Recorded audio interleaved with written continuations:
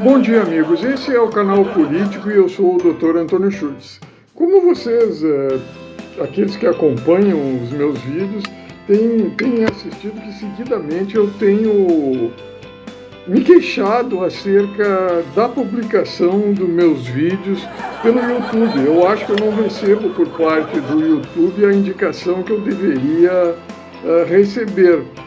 Algo semelhante ao que ocorreu, por exemplo, com a minha tese de doutoramento. Eu recebi R$ 9,99 quando, no Departamento de Patologia da Faculdade de Odontologia de Bauru, da Universidade de São Paulo,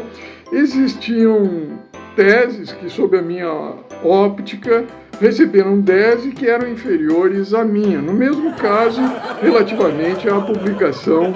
de vídeos no YouTube. Entendo que os meus vídeos, alguns deles, deveriam receber uma indicação maior do algoritmo rabino do YouTube. De maneira que eu havia me proposto a não mais realizar vídeos longos, porque o padrão dos meus vídeos é cerca de 35, 40, 45 minutos, que é a duração média de uma aula. Entretanto, considerando a relevância do tema que eu vou comentar hoje relativamente à educação, a educação relacionada no contexto político, partidário e política acadêmica, relativamente à notícia que eu acompanhei na mídia de que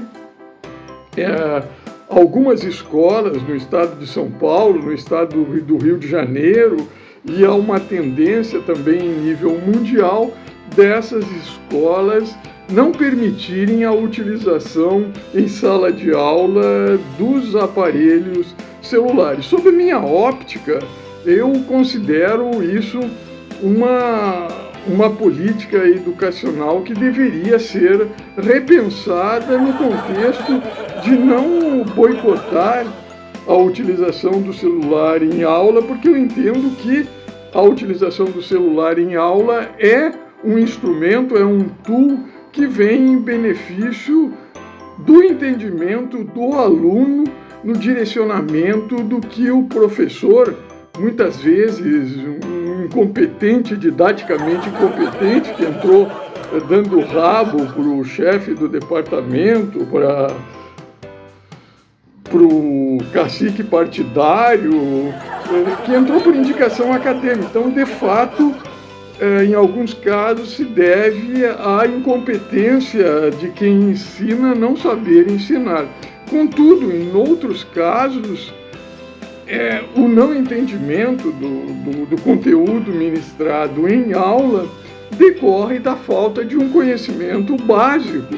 E em ambas as situações eu entendo que o uso do celular vem atenuar essas duas situações que contribuem para essa falta de entendimento, muitas vezes, no contexto da sala de aula e do conteúdo que é ministrado. Eu, por exemplo, eu tenho uma experiência, porque é normal você assistir uma aula, um determinado conteúdo que muitas vezes exige um conhecimento básico que você não possui, você não compreender aquilo que está sendo ministrado em aula. Eu, por exemplo, tenho uma experiência que quando eu fui para a Alemanha, minha área biológica, eu fui a primeira parte do curso que eu frequentei na Alemanha, que era dividido em 2 etapas, a segunda etapa numa outra universidade que guardava mais relação com a imunologia, com a patologia, com um conhecimento que eu domino, mas nessa primeira etapa era um conhecimento relacionado com engenharia, então muitas vezes eu não tinha aquele conhecimento básico necessário para compreender o que estava sendo ministrado em aula, mas eu prestava atenção e eu chegava em casa, ia para a internet, ia para a Wikipédia e adquiria aquele conhecimento básico necessário para compreender o que foi ministrado em aula. Então, nesse sentido, se eu dispusesse, na época eu não me valia do celular, mas se eu dispusesse de um celular em sala de aula, aquele conteúdo básico que eu não apresentava,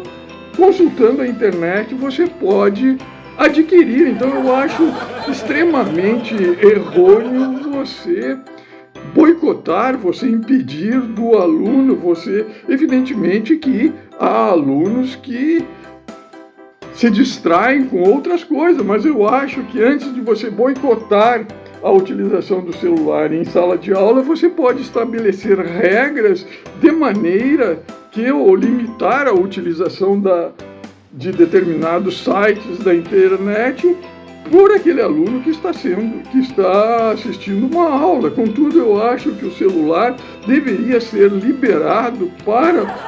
esses alunos no direcionamento de que ele é um importante instrumento didático, não somente para o aluno superar as suas deficiências do conhecimento básico que ele carrega consigo, especialmente no contexto da educação brasileira, que é isso que a gente sabe, que é um dos 3 maiores problemas do Brasil, conjuntamente com a saúde e com a moradia, com a habitação. Então, e também para atenuar um pouco a mediocridade do professor ou até mesmo a falta de conhecimento do professor no direcionamento de se fazer entender. No mais, um grande abraço e ressalto, como diria o meu amigo Barack Obama, esse é o cara.